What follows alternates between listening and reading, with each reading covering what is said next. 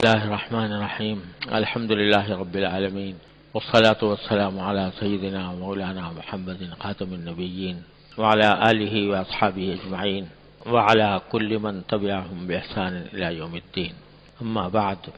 حضرت انس رضی اللہ تعالیٰ عنہ فرماتے ہیں کہ حضور اقدس صلی اللہ علیہ وآلہ وسلم دوسرے دن کے واسطے کسی چیز کا ذخیرہ بنا کر نہیں رکھتے تھے، یعنی جو چیز ہوتی کھلا پلا کر ختم فرما دیتے، اس خیال سے کہ کل پھر ضرورت ہوگی اس کو محفوظ نہ رکھتے تھے۔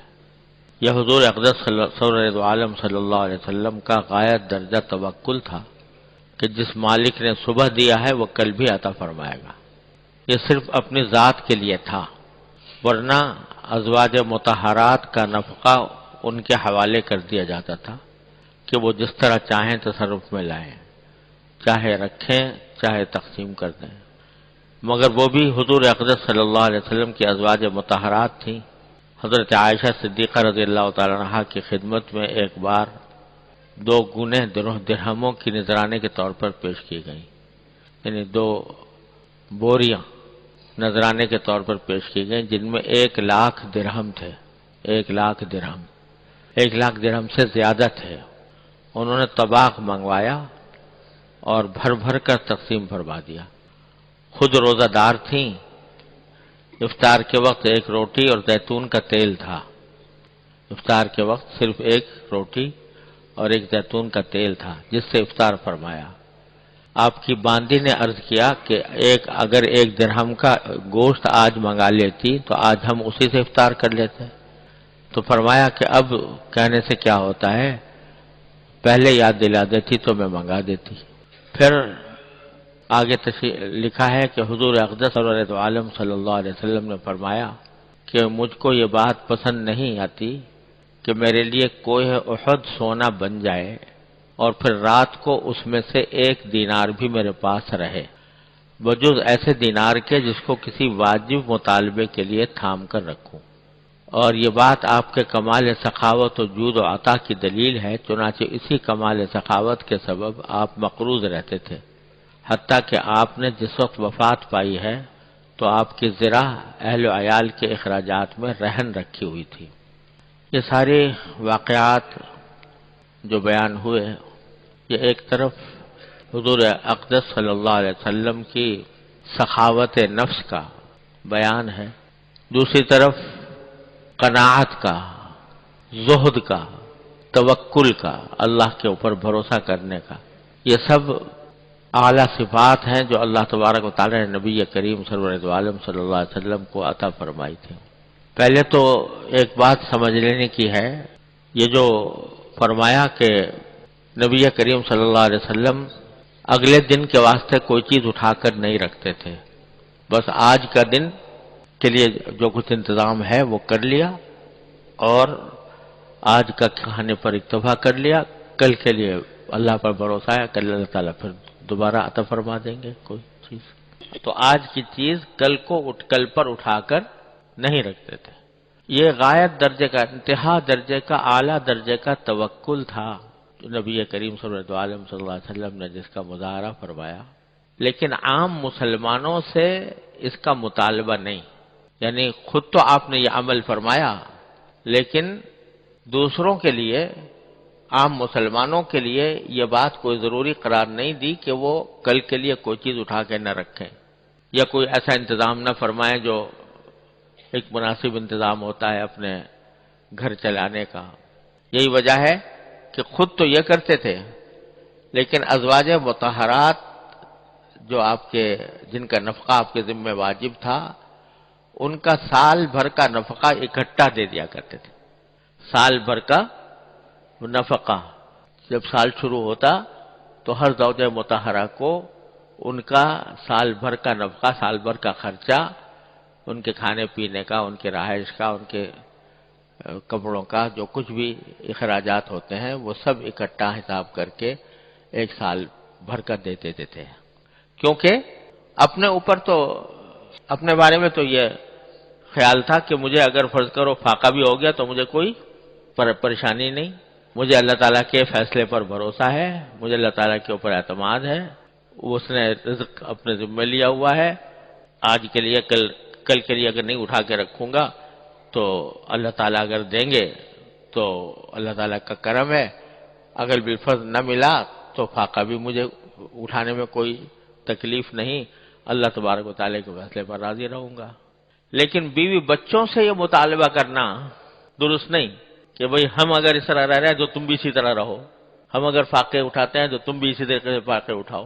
تو آپ نے اپنی سنت سے یہ واضح فرما دیا کہ جن کا نفقہ ہمارے ذمہ واجب ہے ان کو اس بات کا مکلف کرنا کہ وہ پیغمبرانہ عزیمت اور پیغمبرانہ توکل اور پیغمبرانہ زہد کا مظاہرہ کریں، اس کا مکلف اپنے بیوی بچوں کو بھی نہیں کرنا، ان کے لیے حق ہے۔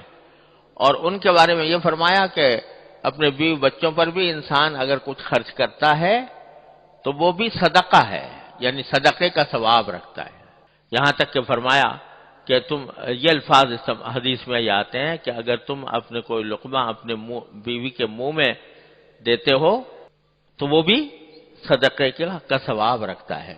تو یہ نہ سمجھنا چاہیے کہ بیوی بچوں کے اوپر خرچ کرنا، بیوی بچوں کا نفقہ دینا یہ کوئی شریعت کے خلاف ہے یا زہد کے خلاف ہے یا توکل کے خلاف ہے یا بخل ہے یا حب مال ہے، یہ کچھ نہیں، وہ واجب ہے، ہر انسان کے ذمہ واجب ہے۔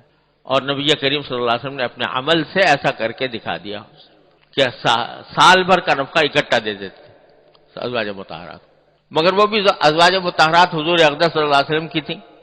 سال بھر کا آ تو گیا لیکن اس میں سے اللہ تعالیٰ کے راستے میں خرچ کرتی رہتی، اپنی مرضی سے خرچ کرتی رہتی تھی، یہاں تک کہ بعض اوقات ایسا بھی ہوتا تھا کہ جو تھا وہ سارا کا سارا خرچ کر دیا، اپنے پاس کچھ بھی نہیں رہا، کوئی ایک کھجور رہ گئی، کوئی ایک روٹی رہ گئی، کوئی زیتون کا تیل رہ گیا، جیسے کہ حضرت عائشہ صدیقہ رضی اللہ عنہ فرماتے۔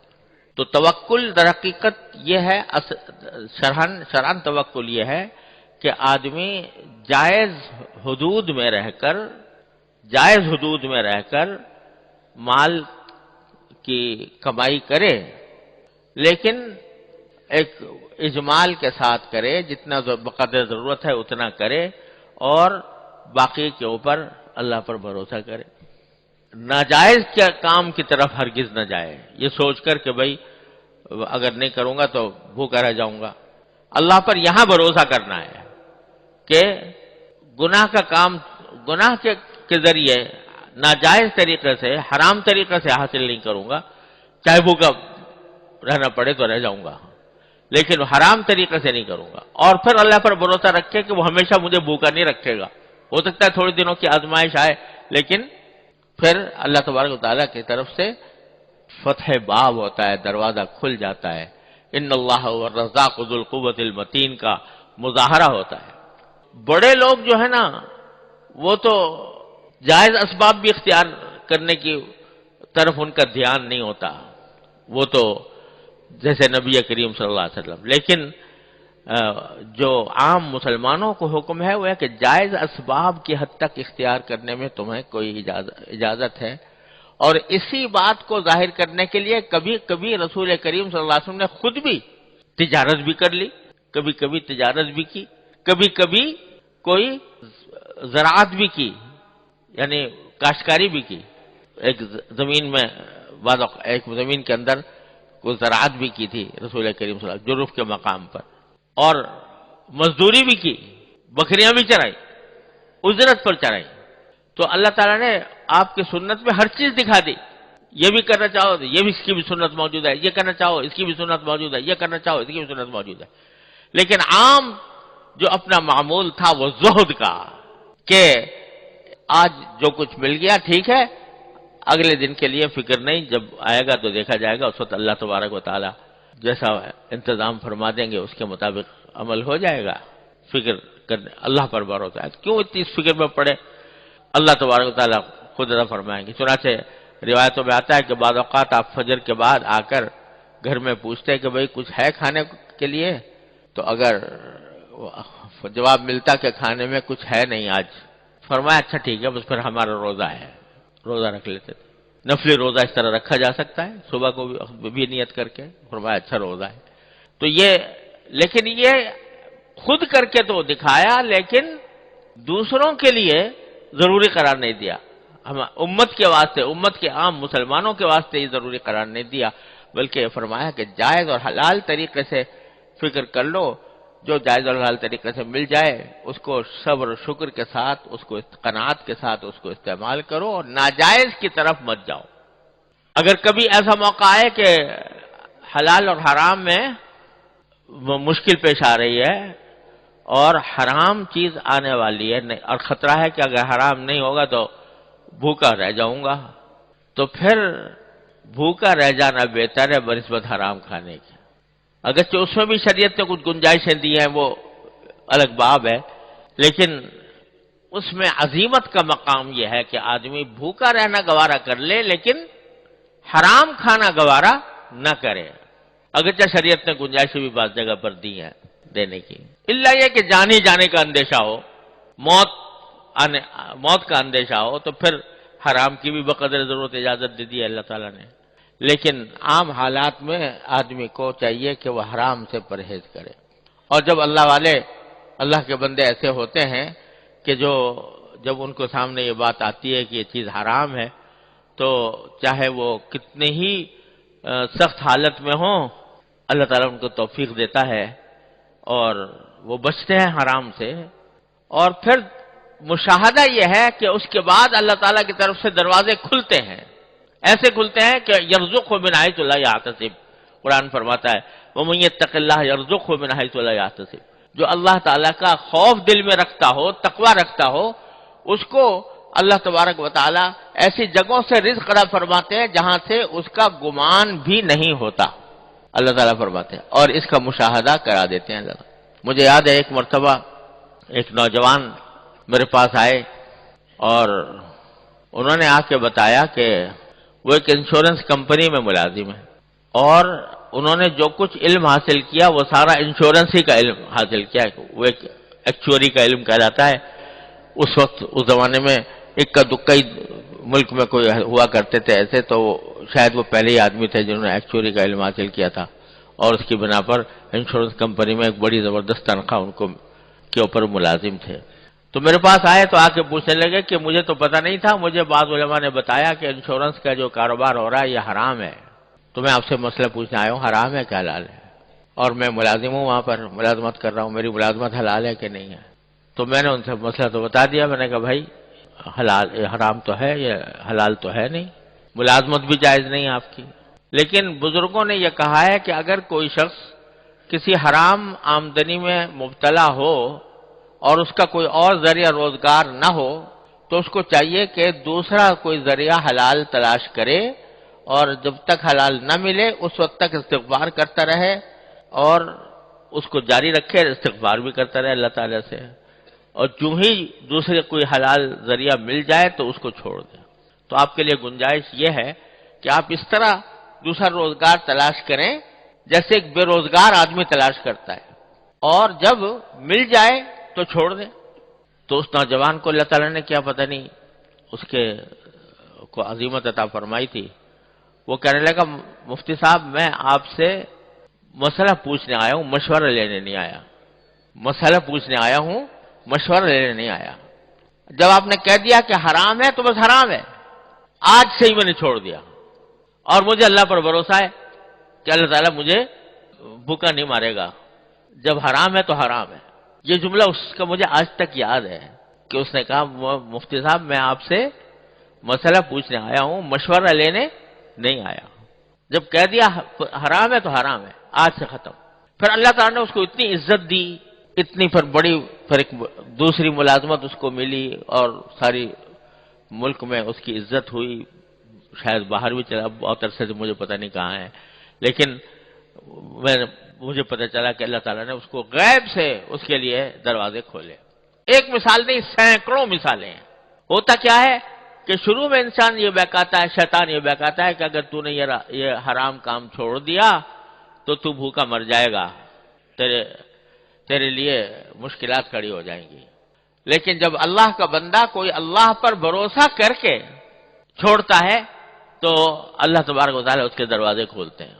ابھی ہمارے قریبی میں آپ سب لوگ جانتے ہو، یہ جو بیچارہ جو نوجوان ہمارے ہاں مدفون ہے، جنید جمشید مرحوم، اس کی مثال دیکھ لو کہ لاکھوں کی آمدنی جس شخص کی ہو اور اس نے اس کے اوپر لات مار کر اللہ کی خاطر چھوڑ دیا، کیا اللہ تبارک و تعالیٰ نے اس کو وہ مقام اس کو اس جگہ پر بھی کبھی نہ ملتا جو آج آخر میں اس کو اللہ تعالیٰ نے عطا فرمایا، دنیا کے اندر بھی اور آخرت میں بھی اللہ تعالیٰ نے۔ بات ساری یہ ہے کہ اللہ پر بھروسہ ہو، یہ فکر ہو کہ میں اس دنیا میں بندہ بن کے آیا ہوں، خدا بن کر نہیں آیا، میں کسی کا بندہ بن کر آیا ہوں۔ جب یہ فکر ایک مرتبہ دل میں بیٹھ جاتی ہے تو پھر یہ مال و دولت وغیرہ جو کچھ بھی ہیں یہ سب ہیچ در ہیچ ہو جاتے ہیں۔ پھر اصل فکر انسان کی یہ ہوتی ہے کہ مرنے کے بعد کیا ہوگا، اگلے لمحے کچھ پتہ نہیں میری موت کب آ جائے، اگلے لمحے میں دنیا سے رخصت ہو سکتا ہوں، بیٹھے بیٹھے جا سکتا ہوں، اور آنکھوں سے مناظر دیکھتا ہوں کہ لوگ بیٹھے بیٹھے دنیا سے رخصت ہو گئے، مرنے کے بعد کیا ہونے والا ہے۔ تو یہ جو در حقیقت یہ جو مال کی محبت ہے یہ بخل پیدا کرتی ہے، مال کی محبت ہے جو انسان کو سخاوت کے اعلیٰ وصف سے روکتی ہے، مال کی محبت ہے جو انسان کو بسا اوقات گناہوں میں مبتلا کرتی ہے، سمجھ رہا ہے وہ کہ میں مال بٹور رہا ہوں، حقیقت میں وہ آگ کے انگارے سمیٹ رہا ہوتا ہے۔ قرآن کریم نے فرمایا ان الذین یاکلون اموال الیتامی ظلما انما یاکلون فی بطونہم نارا وسیصلون سعیرا، جو لوگ یتیموں کا مال ظلمن کھاتے ہیں تو وہ اپنے پیٹ میں انگارے بھر رہے ہیں، انگارے کھا رہے ہیں۔ وہ بعض جگہ لفظ قرآن کریم میں آیا کہ وہ آگ انگارے، بعض حرام خوری کے لیے آیا ہے کہ رزف جہنم، جیسے کسی پتھر کو آگ میں تپا دیا جائے تو وہ اس جیسی کیفیت ہے اس مال کی جو حرام طریقے سے رشوت سے جو حاصل ہوا ہو۔ اب رشوت کا بازار گرم ہے ہمارے ملک میں، ہمارے معاشرے میں، کوئی کام رشوت کے بغیر نہیں ہوتا، اور اس کو شیر مادر کی طرح حلال سمجھا ہوا ہے۔ اگر کوئی راستہ بتائے تو کہیں جی ہمارا تو سارا نظامی درم برم ہو جائے گا، ہم کیسے چھوڑ سکتے ہیں رشوت لینا۔ لیکن جب کوئی اللہ کا بندہ اللہ پر بھروسہ کر کے چھوڑتا ہے رشوت کو اور اللہ تعالیٰ کے اوپر بھروسہ کرتا ہے تو اللہ تعالیٰ اس کے دروازے کھولتے ہیں، اور پھر تھوڑی سی آزمائش بھی کبھی کبھی آتی ہے، لیکن اللہ تبارک و تعالیٰ کی سنت یہ ہے کہ پھر وہ دروازے کھل جاتے ہیں۔ اصل چیز جو ہے، جو ان تمام چیزوں کی بنیاد ہے، وہ ہے جو میں اکثر عرض کیا کرتا ہوں، اللہ تعالیٰ مجھے آپ کو سب کو اس پر عمل کی توفیق عطا فرمائے، وہ یہ کہ ہم اپنی سوچ کا رخ تبدیل کرنے کی ضرورت ہے۔ ہر وقت ہم سوچتے جو رہتے ہیں، دماغ میں جو خیالات چکر کاٹتے رہتے ہیں، وہ سارے اس دنیا کی لذتوں کے لیے ہیں، دنیا کی راحتوں کے لیے ہیں، دنیا کے اسباب کے لیے ہیں، دنیا کے کاموں کے لیے ہیں۔ کس طرح مجھے زیادہ پیسے مل جائیں، کس طرح مجھے زیادہ راحت مل جائے، کس طرح زیادہ مزہ آ جائے، کس طرح مجھے دنیا میں شہرت مل جائے، کس طرح دنیا میں مجھے کوئی منصب رتبہ مل جائے، ساری دوڑ دھوپ سوچ بچار سب اس طرف گھوم رہی ہے۔ لیکن یہ فکر کہ میں اللہ کا بندہ ہوں، میرا کوئی کام اللہ تعالیٰ کی مرضی کے خلاف تو نہیں ہو رہا، یہ فکر جو ہے یہ یا تو معدوم ہے یا اتنی دبی ہوئی ہے کہ فیصلے اس کی بنیاد پر نہیں ہو رہے۔ اس کی وجہ سے کبھی حب مال ہمیں گھیر لیتا ہے، کبھی حب جاہ گھیر لیتی ہے، کبھی ہمیں گناہوں میں مبتلا کر دیتی ہے، اور کم از کم آخرت سے تو غافل کیے ہوئے ہے ہی ہے۔ تو میرے بھائیوں، یہ بات بار بار عرض کرتا رہتا ہوں کہ اس کا راستہ یہ ہے کہ اپنی سوچ کا رخ جو ہے وہ تبدیل کرو، سوچ کا رخ اس طرح تبدیل کرو کہ کوئی بھی انسان ایسا نہیں جو ہر وقت کچھ نہ کچھ سوچ نہ رہا ہو۔ ہے کوئی؟ ہر وقت دماغ میں کچھ نہ کچھ خیالات آتے رہتے ہیں کہ نہیں؟ اور فضول خیالات آتے رہتے ہیں بسا اوقات، جن سے نہ کوئی فائدہ، جن سے نہ کچھ راحت، نہ کوئی آرام، بس خیالات ہیں چلے آ رہے ہیں۔ ایک طوفان ہے خیالات کا، ادھر سے ادھر، ادھر سے ادھر، کبھی گھر کا خیال آ گیا، کبھی دفتر کا خیال آ گیا، کبھی اپنے پیسے کا خیال آ گیا، کبھی خیالات میں مگن ہے انسان ہر وقت۔ کتنے خیالوں سے تمہیں فائدہ پہنچ رہا ہے ذرا اندازہ کر کے دیکھو. کتنے خیالات صبح سے لے کے شام تک دماغ میں جو خیالات آ رہے ہیں ان میں سے کتنے خیالات ایسے ہیں جن سے کچھ تمہیں فائدہ پہنچ رہا ہے دنیا کا یا آخرت کا. اکثر و بیشتر نظر آئیں گے کہ فضول خیالات ہیں. اکثر و بیشتر یہ نظر آئے گا ایسے ہیں جن سے کوئی فائدہ نہیں پہنچ رہا. بس ایسے ہی رو ہے خیالات کی، ادھر سے ادھر بھٹک رہی ہے، ادھر سے ادھر بھٹک رہی ہے. اس خیالات کی رو کو تھوڑا سا بدل کے دیکھو. کس طرف؟ اپنے پروردگار کی طرف. کہ دیکھو میرے پروردگار نے میرے لیے کیا کچھ نعمتیں دے رکھی ہیں مجھے، کس طرح مجھے زندگی عطا فرمائی، کس طرح مجھے آنکھیں عطا فرمائی، کس طرح مجھے کان عطا فرمایا، کس طرح مجھے بینائی عطا فرمائی، کس طرح مجھے صحت عطا فرمائی، کس طرح میں صحت مند زندگی گزار رہا ہوں، کس طرح مجھے اللہ تعالیٰ رزق دے رہا ہے، کس طرح مجھے راحت اور آرام مل رہا ہے. ان چیزوں کا تصور کر کر کے اللہ تبارک و تعالیٰ کی طرف دھیان لگا کر اس کی نعمتوں کا شکر ادا کرنے کی عادت ڈالو. جب کبھی یہ بات ہو جائے گی تو ہر لمحے ہمارا ذہن اللہ تبارک و تعالیٰ کی طرف متوجہ رہے گا کہ اللہ ابھی سردی کا موسم ہے، الحمدللہ آپ نے مجھے اچھے کپڑے دے دیے ہیں کہ جس سے مجھے راحت مل رہی ہے. یا اللہ سردی کے موسم میں چھت کے نیچے بیٹھے ہوئے ہیں، کہیں صحرا کے اندر نہیں. کتنے لوگ ہیں جو بیچارے کھلے میں آسمان کے نیچے ہیں، برف باری کے اندر. دیکھو شام کے لوگوں کا حال پڑھ رہے ہوگے، سن رہے ہوگے کس حال میں ہیں شام کے مہاجرین. تو ان کا تصور کرو اور پھر دیکھو اپنے آپ کو دیکھو. ان کے مقابلے میں روٹی انہیں میسر نہیں آ رہی ہے، رات کو سر کے اوپر چھت نہیں ہے، برف باری سے بچنے کا سامان نہیں ہے، کھانے کے لیے بچوں کو کھلانے کے لیے کوئی چیز نہیں میسر ہے. ان کا تصور کرو اور پھر دیکھو اپنے آپ کو. اے اللہ کہ آپ نے کیسا کرم فرمایا ہوا ہے مجھ پر کہ مجھے رہنے کے لیے مکان بھی آرام دے رکھا ہے. اے اللہ آپ نے مجھے کھانے کو بھی دے رکھا ہے. اے اللہ میرے بچے بھی خوش ہیں. اے اللہ میری تندرست بھی ہوں. اے اللہ نہ سردی سے میں پریشان ہوں، نہ گرمی سے پریشان ہوں. آپ نے ہر چیز کا مجھے اہل دے رکھا ہے. ان چیزوں کی طرف دھیان جو بھٹک رہا ہے نا خیال ادھر سے ادھر، اس بھٹکے ہوئے خیال کو اپنے اوپر اللہ تعالیٰ نے جو نعمتیں عطا فرمائی ہیں ان کی طرف متوجہ کرو. جتنا اس طرف متوجہ کرو گے اور اس پر اللہ تعالیٰ کا شکر کرو گے، اللہ تبارک و تعالیٰ کے شکر کی عادت ڈالو گے، اتنا ہی اللہ تبارک و تعالیٰ سے قرب حاصل ہوگا. اور جب اللہ تعالیٰ سے قرب حاصل ہوگا تو یہ مال کی محبت، یہ جاہ کی محبت، یہ شہرت کی محبت، یہ منصب کی محبت، یہ سب ہیچ در ہیچ نظر آئیں گے. کوئی منصب، کوئی عہدہ، کوئی شہرت، یہ سب ہیچ در ہیچ ہو جائیں گی جب اللہ تبارک و تعالیٰ کے ساتھ یہ تعلق قائم ہوگا. تعلق مع اللہ تبارک و تعالیٰ سے محبت کا تعلق جب قائم ہو جائے گا، اس کی نعمتوں کو سوچو گے، اس کے ساتھ محبت پیدا ہوگی. محبت پیدا ہوگی، اللہ تعالیٰ سے قرب بڑھے گا تو اللہ تبارک و تعالیٰ تمہیں اپنا صحیح معنی میں بندہ بنا دیں گے. پھر یہ جو دنیا بھر کے خیالات اور گناہوں کے وسوسے آتے ہیں وہ انشاءاللہ رفع ہو جائیں گے. پھر دنیا کی مال و دولت اور راحت اور عزت اور شہرت اور منصب اور یہ سب چیزیں جو ہیں یہ ہیچ در ہیچ ہو جائیں گی. اللہ تعالیٰ اپنے رحمت سے عطا فرماتے ہیں. حضرت شیخ عبدالقادر جیلانی رحمۃ اللہ علیہ کی طرف منسوب ہے کہ ان کو سنجر ایک جگہ تھی تو اس کا سلطان تھا، اس کا بادشاہ تھا. تو وہ حضرت شیخ عبدالقادر جیلانی رحمۃ اللہ علیہ کو اس نے پیغام بھیجا کہ میں اپنے سارے سنجر کی سلطنت جو ہے وہ آپ کو پیش کرنا چاہتا ہوں، آپ اس سلطنت کے مالک بن جائیں اور سلطان بن جائیں. یہ پیشکش کی پوری سلطنت کی بادشاہ نے. اللہ تو حضرت شیخ عبدالقادر جیلانی رحمۃ اللہ علیہ نے جواب دیا، وہ کسی نے نظم کیا ہے کہ چوں چتر سنجری رخ بختم سیاہ باد، در دل اگر بود ہوس چتر سنجرم.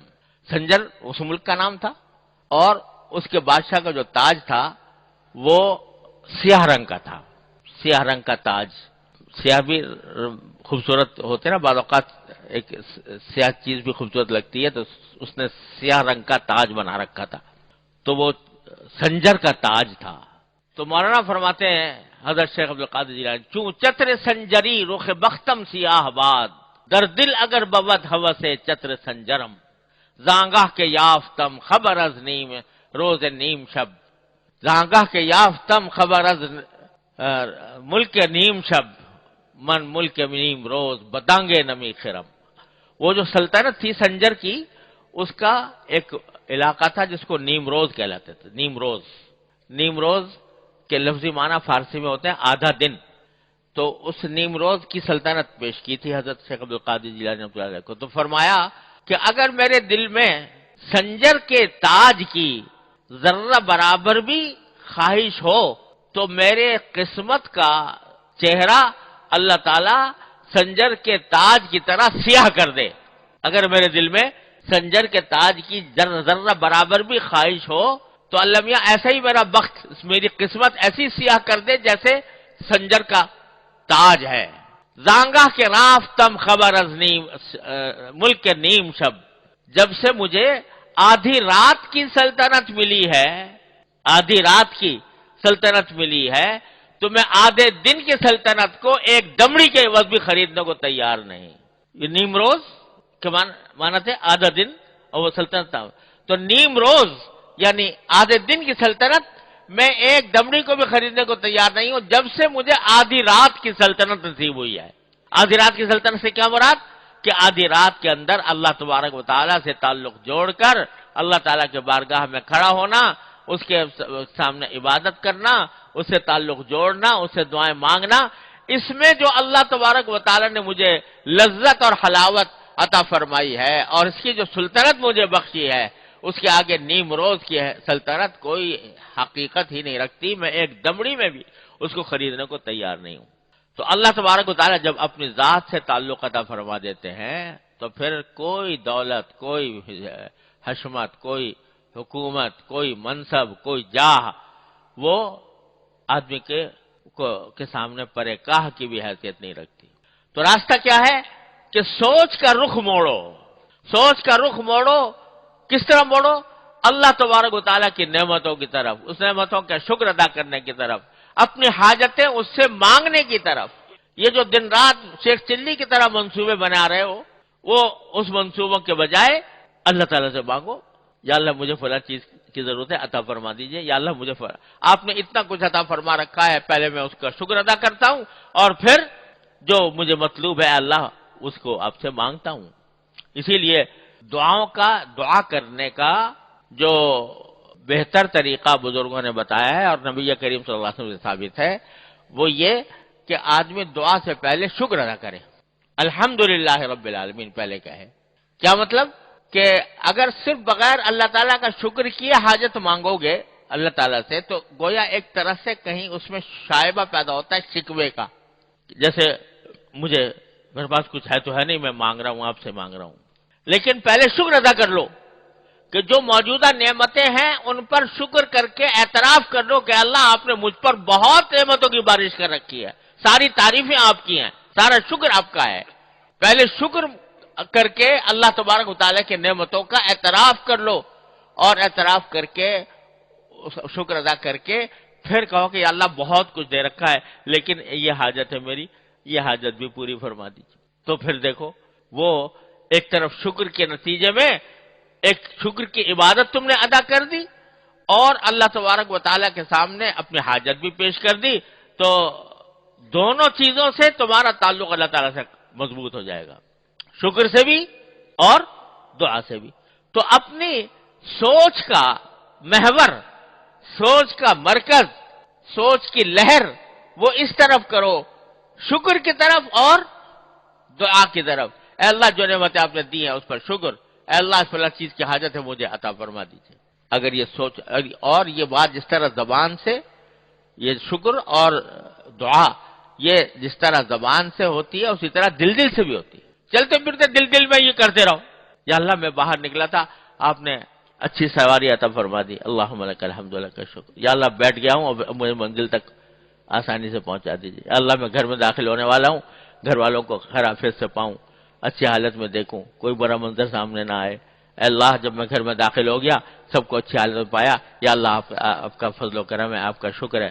اللہ ان کے درمیان محبتیں قائم رکھیے، اللہ ان کو اپنے دین دنیا کی ترقی عطا فرمائیے، صلاح و فلاح عطا فرمائیے۔